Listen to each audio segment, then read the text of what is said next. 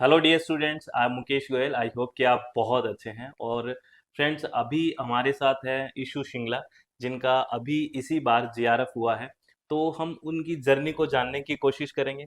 और बेसिकली इस वीडियो का जो हम बात पहले भी कर रहे थे कि इस वीडियो बनाने का जो एम है, मकसद है, वो ये है कि जो स्टूडेंट तैयारी कर रहे हैं, सिलेक्शन नहीं हो पा रहा, तो वो प्रॉपरली कहाँ पे मिस कर रहे हैं, किस तरह से वो इस चीज़ को ठीक करें और कैसे अपने गोल को अचीव करें। तो इशू, सबसे पहले बहुत बहुत कॉन्ग्रेचुलेशंस थैंक आपको। You sir. थैंक यू और सो मच। बहुत मतलब अब लग कैसा रहा है, पहले ये बताइए बात की अभी बात। बहुत अच्छा लग रहा है कि जेआरएफ फाइनली मिल गया।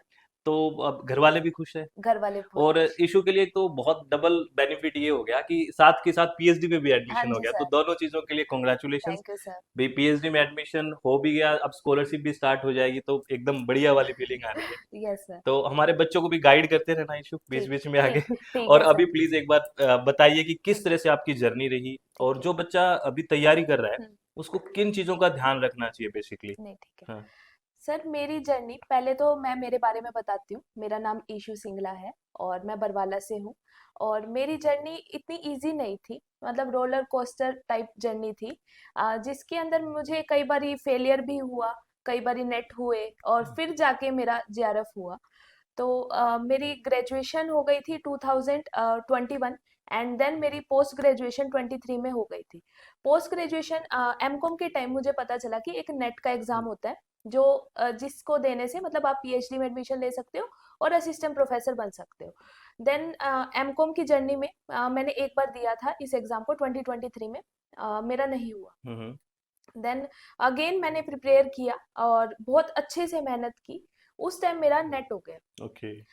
फिर मेरे नेट ही होते गए, 4 बार मेरा नेट हुआ। अब देखिए, 4 बार नेट हुआ है फिर भी हौसला रखा है। और ये भी नहीं कि अपने आप से सेटिस्फाई हो गए कि नेट हाँ हो गया, जी। तो ये सब चीजें नोट डाउन करके रखनी है कि तैयारी में कैसे कैसे हमें देखना है। हाँ जी सर। Please ma'am. हाँ। उसके बाद अभी दिसंबर 2025 में मेरा जेआरएफ हो गया और विद मार्क्स 222, और 222। 222 नंबर है, हाँ ट्रिपल जी। टू है। हाँ जी सर। अब मानिए नंबर कितने अच्छे हैं भाई, मान गए हैं ना, चलो।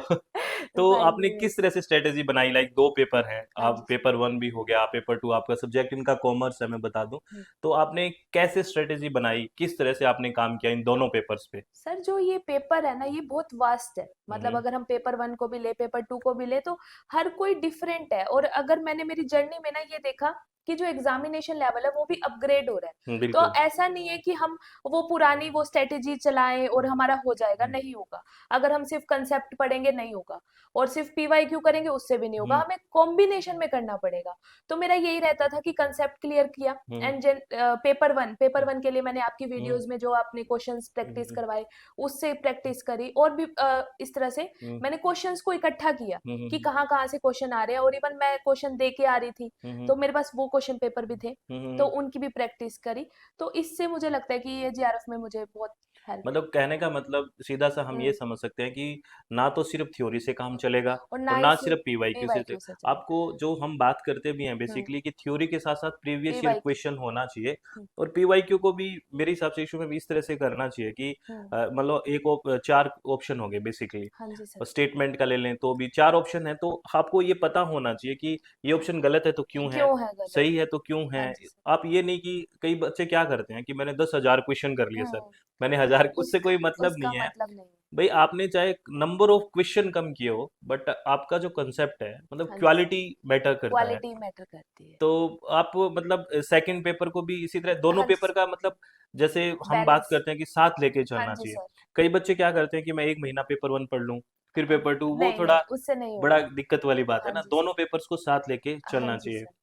तो मेरी यही थी गलती, अगर जिस टाइम मैं यूँ कहूँ मेरा नेट नहीं हुआ था, हम्म। तो मैंने सिर्फ एक ही पे फोकस किया, पेपर वन। मुझे हम्म। ऐसा लगता था मेरा पेपर टू क्लियर है। क्लियर है।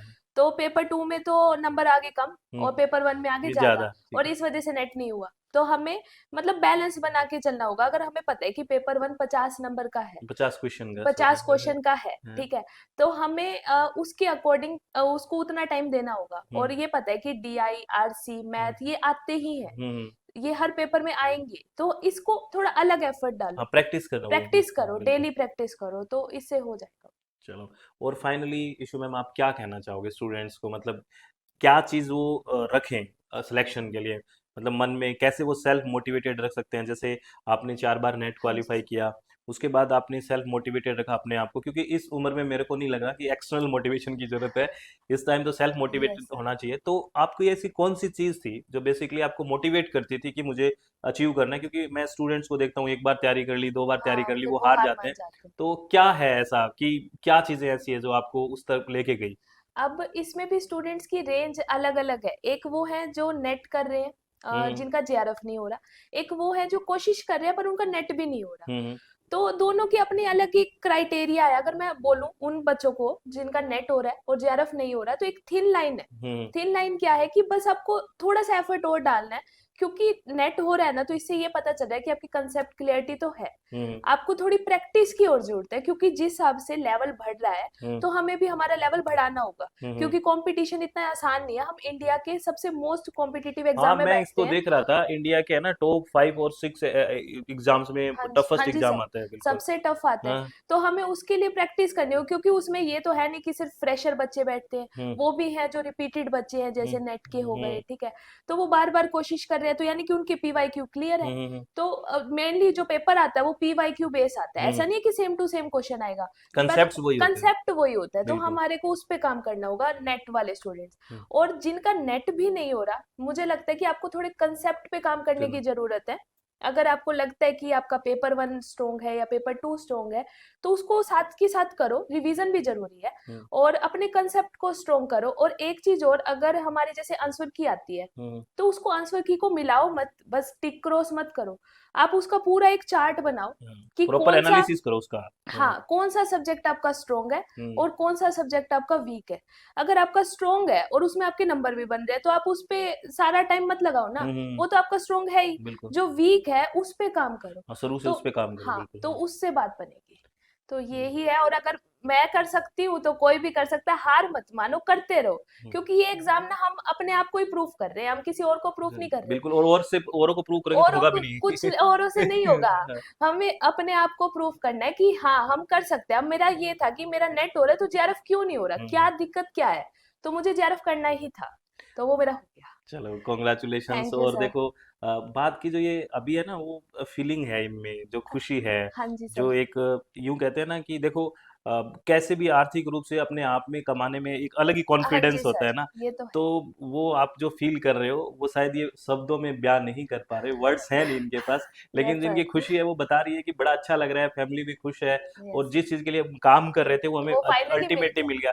एक पता है सेल्फ सेटिस्फेक्शन होता है, नहीं तो ये बर्डन लेके जीते हाँ जी सर। जिंदगी भर। मान लो ये एक लगता है यार, एक बच्चे को रिग्रेट कहते हैं रह कि यार जाता, मैंने है ना जीआरएफ सोचा था, हुआ हो नहीं, नहीं हुआ। है ना। तो अब ये रिग्रेट है ना, वो जीवन भर चलता है। हाँ तो जी सर। ये नहीं है कि ये जिंदगी है हमारे लिए, बट यस। हमें प्रयासरत रहना चाहिए। वैसे तो देखो, अगर अब की बार का हम सिलेक्शन रेशियो देखें तो जेआरएफ में 0.69% है, हाँ जी सर। और नेट का लगभग 7% है। तो हम्म, रेशियो तो लगभग आने वाले एग्जाम्स में भी यही रहना है, यही ये तो रहेगा। है नहीं कि ये चेंज हो जाएगा। तो फेल होने वालों का रेशियो बहुत ज्यादा है। हम्म। आप ये मानिए कि जेआरएफ में 99.4 लगभग हो गया ना, कितना आप ये मानिए 1% से कम ही हम्म। जेआरएफ होते हैं, तो 99.5% फेल हो रहे हैं। हाँ जी सर। तो अब ये नहीं है कि वो 99.5% ये सोचे कि कि हम वो जिंदगी कुछ में कर नहीं सकते, कर नहीं क्या सकते। पता उनमें बहुत ज्यादा बहुत टैलेंट ज्यादा हो। हो सकता है, क्योंकि हर कोई इंसान हम्म। मेरे हिसाब से हर चीज के लिए नहीं बना होता, हाँ उसके जी लिए सर। अलग अलग चीजें होती हैं, है ना। जो लेकिन थिन लाइन पे आके रह रहे हैं, हम्म। जैसे आपने 4 बार हम्म। नेट किया फिर नहीं हो रहा, हम्म। या फिर आप बहुत ही बॉर्डर पे आके चीजें रह रहे हैं बॉर्डर ना, पे रह रहे तो हैं। उनको प्रयासरत रहना चाहिए, क्योंकि वो बहुत। उस चीज के लिए बने हैं। क्योंकि अगर आप ये सोचो कि आप बॉर्डर पे आ गए, तो हम्म, यानी कि आप उसके बहुत पास हो। हाँ बिल्कुल। एक क्या पता, एक ट्राई और मांग रहा हो भगवान, हाँ तो एक बिल्कुल। ट्राई और हाँ, करो। वो कहते हैं ना कि लास्ट हथौड़ा हाँ, मारना था, बस वो इनको ही मेरा नहीं। भी यही था, हाँ, लास्ट से थोड़े से हो गया है। बस। तो प्लीज आप लोगों को है ना सेल्फ मोटिवेटेड रहना है, और किसी तरह से टेंशन लेनी नहीं है, अपना जो है ना चित्त शांत है हम्म। वो रखना ही रखना है। हाँ। और अगेन इशू मैम, बहुत बहुत कॉन्ग्रेचुलेशंस। थैंक यू और सर। आप आए, हमारे स्टूडेंट्स को मोटिवेट किया। और इशू मैम से किसी भी तरह की कोई बात हमें हम्म। पूछनी होगी, सब्जेक्ट टू कॉमर्स है इनका, उसमें हम डिस्कस करते रहेंगे। आप लोगों को भी कुछ जानना हो स्पेशली कॉमर्स के बारे में, तो हम डिस्कस करेंगे, क्योंकि अभी रिसेंटली इन्होंने क्वालिफाई किया है, तो उनको सब चीज़ें पता है कि किस टॉपिक का कितना, हाँ जी सर। किस तरह बर्डन लेना है, हम्म। कैसे डेप्थ में जाना है, हाँ किस जी तरह सर। से पीवाईक्यूज करने हैं। तो हम ऐसा सेशन पे बात भी करेंगे, और इस तरह से बातें हाँ चलते जी रहेगी। और सर। इशू मैम आप आते रहना। हाँ जी sir. Thank you, thanks thank a lot Ishu ma'am, thank you sir. Thank you, thanks.